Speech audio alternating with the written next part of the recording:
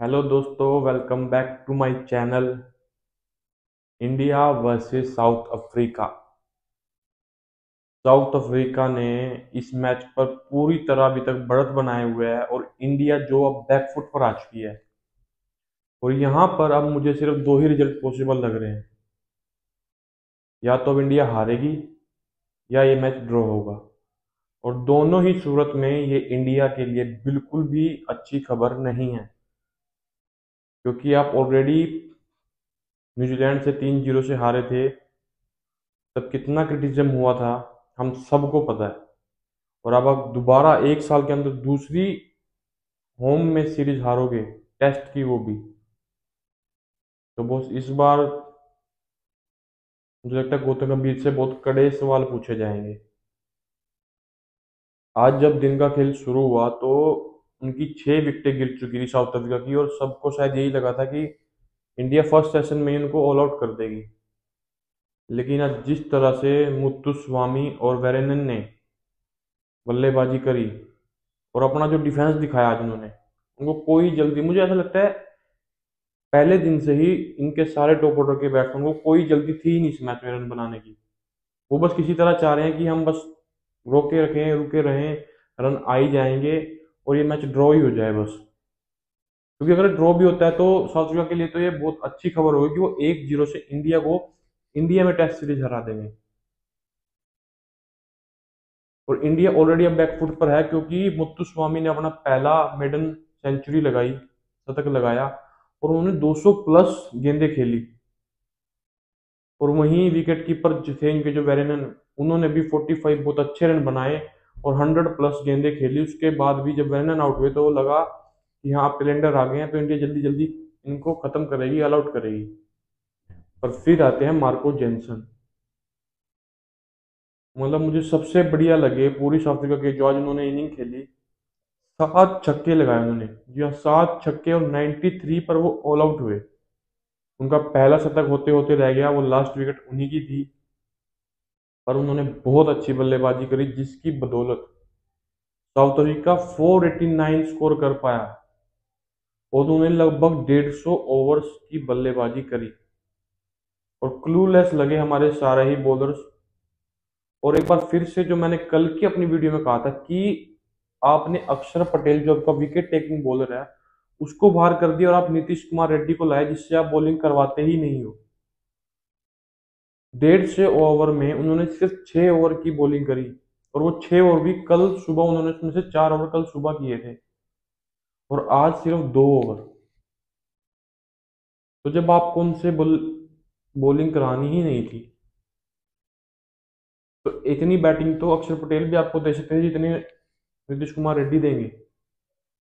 रेड्डी के खिलाफ अगेंस्ट कुछ नहीं हमारा, पर अक्षर पटेल बेटर चॉइस होते, वो आपके विकेट टेकिंग बॉलर हैं। बुमराह को 2 विकेटें मिली, सिराज को फिर लास्ट में जाके 2 विकेटें मिली। सबसे ज्यादा कुलदीप ने 4 विकेटें ली, जडेजा को 2 विकेटें मिली। इंडिया अभी 6 पर 0 है।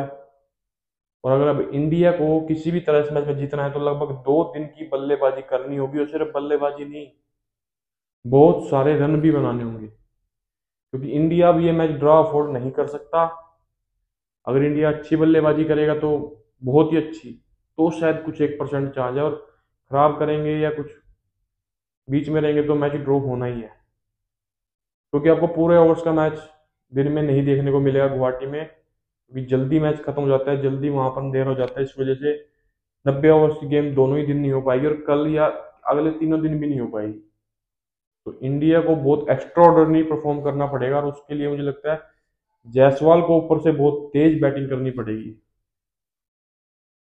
और सिर्फ तेज नहीं, एक लंबी अच्छी बड़ी पारी खेलनी पड़ेगी, क्योंकि तभी आप मैच में आ सकते हो। आप रुक के आप सोचो हम 2 दिन बैट बल्लेबाजी करेंगे, 150 ओवर खेल लेंगे, या लीड लीड आप कितनी ले लोगे इस मैच में? ऑलरेडी 500 के करीब उनके रन है, आप क्या 700-600 रन मार दोगे? नहीं हो पाएगा वो। और अगर वो हो गया तो बहुत ही एक्स्ट्रॉर्डिनरी होगा, तभी शायद कोई चांस होगा इंडिया का। अदरवाइज आप एक साल में दूसरी सीरीज हारने के कगार पर हो अपने घर पर, टेस्ट सीरीज। मतलब आप इसको अब क्या कहोगे? आप ट्रांजिशन कहोगे, इनएक्सपीरियंस टीम कहोगे, यंग टीम कहोगे? कुछ भी जस्टिफाई नहीं करता ये सब। आप घर में नहीं हार सकते, और वो भी इतनी बुरी तरह जिस तरह आप पहला मैच हारे, 2.5 दिन के अंदर आपसे 124 भी चेज नहीं हो पाए, आप 30 रनों से हार गए वहां पर भी, और ये मैच भी आप ऑलरेडी गवा चुके हो। अगर आप भी शायद कोई उम्मीद रख रहा है तो ऐसे क्रिकेट फैन उम्मीद रखते हैं, हम चाहते हैं कि इंडिया अच्छा स्कोर करे, शायद 100-150 रन की लीड ले ले, फिर शायद दूसरे इनिंग में बॉलिंग कुछ हो, बॉल विकेट टर्न हो, कुछ मिले मदद, अच्छी जल्दी ऑल आउट करे, इंडिया मैच जीते। पर बहुत कम चांसेस अब इंडिया के, बहुत ही ज्यादा। और एक बार फिर सवाल उठेंगे गौतम गंभीर पर। उनकी जो सिलेक्शन है, जो टीम कॉम्बिनेशन है, सब कंफ्यूजिंग है। ना प्लेयरों को कोई कॉन्फिडेंस आ रहे हैं, ना कोई बाहर देखने वालों को कुछ कॉन्फिडेंस आ रहा है कि टीम कुछ कर पाएगी या नहीं। तो इंडिया ऑलरेडी बैकफुट पर है। अब अगर कोई इंडिया को बचा सकता है तो एक तो जायसवाल ऊपर से, और एक ऋषभ पंत, ये दोनों अगर तेज बल्लेबाजी करके इंडिया को कोई एक्स्ट्रा इनिंग खेल दे इंडिया के लिए, तो ही इंडिया इस मैच में रह सकती है। अदरवाइज आप ये मैच, मोस्ट प्रोबेबली तो मुझे लग रहा है कि ये मैच ड्राई होगा। हारना भी क्या, क्योंकि जिस तरह की हमने अभी 2 दिन पिच देखी, मुझे लग रहा है इंडिया के बैट्समैन भी अच्छी बल्लेबाजी कर लेंगे। और सिर्फ अच्छी बल्लेबाजी करने से आप ये मैच नहीं जीतोगे, आपको रन बनाने होंगे, और तेजी से रन बनाने होंगे साथ साथ, और तेजी से रन भी बहुत सारे रन बनाने होंगे। वरना आप जल्दी, अगर इंडिया उनको 300-350 पे भी ऑल आउट हो गई तो आप वैसे भी हार जाओगे। तो अभी बहुत सारे सवाल उठेंगे इस सीरीज के बाद। क्या गौतम गंभीर टेस्ट कोचिंग के लिए फिट हैं? क्या वीवीएस लक्ष्मण उनकी जगह ले सकते हैं? और क्या हमें अपने बैटिंग ऑर्डर को, अपनी टीम को सेटल होने देना पड़ेगा, एक टीम कॉम्बिनेशन बनाना पड़ेगा कि किसका क्या रोल है? हर मैच में नया नंबर 3, नया नंबर 4, नया नंबर 5, नया एक नया ऑलराउंडर। और अभी तो ये भी कंफर्म नहीं है क्या इस मैच में साई सुदर्शन नंबर 3 पर आएंगे, या जो पिछले मैच में सुंदर आए थे वो आएंगे। ये भी कल ही पता चलेगा हमें। तो आप लोग भी ज्यादा उम्मीद मत लगाइए, इंडिया ये सीरीज गवा चुकी है, ये मैं आपको अभी बता रहा हूँ। आप क्रिकेट फैंस हैं, मैं एक क्रिकेट फैन हूँ, हम मैच जरूर देखेंगे, हम चाहेंगे भी इंडिया जीते, पर इंडिया ये मैच भले ही बचा ले, पर ऑलरेडी ये सीरीज हम हार चुके हैं। और मुझे लग रहा है जो WTC का एक और फाइनल की रेस से हम बाहर होने वाले हैं, क्योंकि आप अगर घर पर ही सीरीज हारोगे तो बाहर तो हम वैसे ही एक्सपोज हो जाते हैं, वहां तो हमें रियलिटी चेक मिलता है फिर। क्योंकि अभी जो अगली सीरीज है वो तो अगस्त अगस्त में जाके है कहीं, और वहां भी आप फंसोगे। तो इंडिया के चांसेस अब बहुत कम हो गए हैं इस सीरीज को हारने के बाद। और आज इसके बाद जो इंडिया की ओडीआई सीरीज होने वाली है साउथ अफ्रीका के साथ 3 मैचों की, उसके लिए भी बीसीसीआई ने आज टीम जो है वो अनाउंस कर दी है। और इसमें सबसे जो अच्छी बात है वो ये है कि अब हमें जायसवाल और रोहित शर्मा ओपनिंग करते दिखेंगे सीरीज में, क्योंकि गिल इंजरी के चलते बाहर हैं, और कैप्टन बनाया गया है केएल राहुल को। जी हाँ, केएल राहुल को कैप्टन बनाया गया है इस टीम में, और साथ ही ऋषभ पंत को भी टीम में ऐड किया गया है।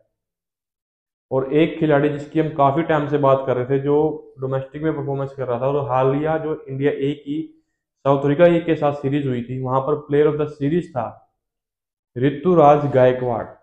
जी हाँ, ऋतुराज गायकवाड़ को भी टीम में शामिल कर लिया गया है। जसप्रीत बुमराह इस टीम में नहीं है, हार्दिक पांड्या इस टीम में नहीं है, क्योंकि उनको रेस्ट दिया गया है, वो T20 की टीम में होंगे। पर सबसे ज्यादा मैं खुश हूँ ऋतुराज गायकवाड़ के लिए, वो डिजर्व करते हैं जिस तरह की वो परफॉर्मेंस देते आ रहे हैं। पर मैं चाहता हूँ कि वनडे शायद वो ना भी खेले, उनको एक मैच भी ना, शायद खेलने को ही ना मिले शायद। पर मैं चाहता हूँ टेस्ट टीम में आए, वहां उनकी अभी ज्यादा जरूरत है, क्योंकि जिस तरह से नंबर 3 कंफर्म नहीं हो रहा, ना साई सुदर्शन अच्छे से कैरी कर पा रहे हैं उस नंबर 3 को, और इतने हमने बल्लेबाज ऊपर नीचे करके देख चुके हैं।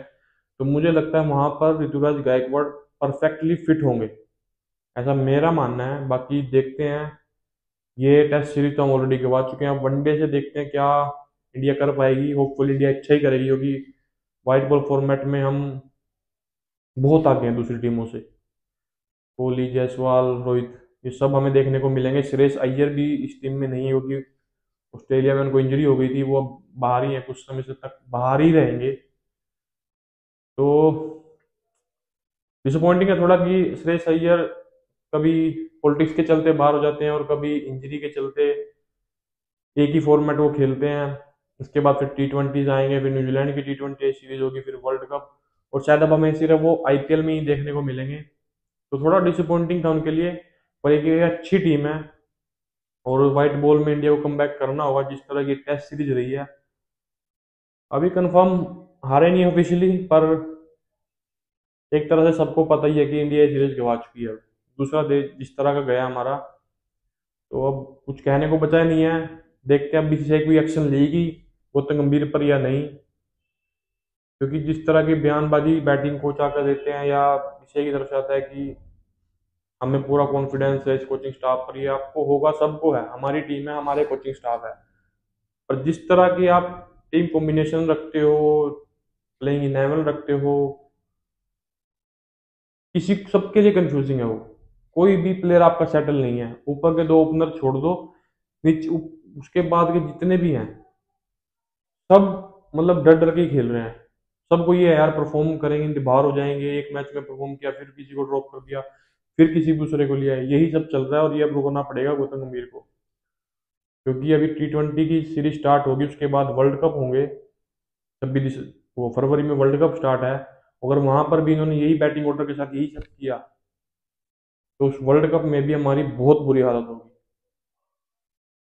जो हम नहीं चाहते, क्योंकि ये वर्ल्ड कप इंडिया में ही है। और जितने भी इंडियन क्रिकेट फैन है सब चाहते हैं कि हम अपना जो टाइटल है T20 वर्ल्ड कप विनर्स का, उसको डिफेंड करें और दोबारा जीते, वो भी अपने घर में। क्योंकि 2023 का जो वर्ल्ड कप अपने घर में था, हम फाइनल बहुत गंदे तरीके से आ रहे थे, जिसका ट्रॉमा अभी भी है सबको। तो ये इंडियन क्रिकेट फैंस के लिए एक तरह से गिफ्ट ही होगा कि हम अपने घर पर एक वर्ल्ड कप जीत जाएं, T20 वर्ल्ड कप। तो अब देखते हैं गौतम गंभीर साहब क्या करेंगे।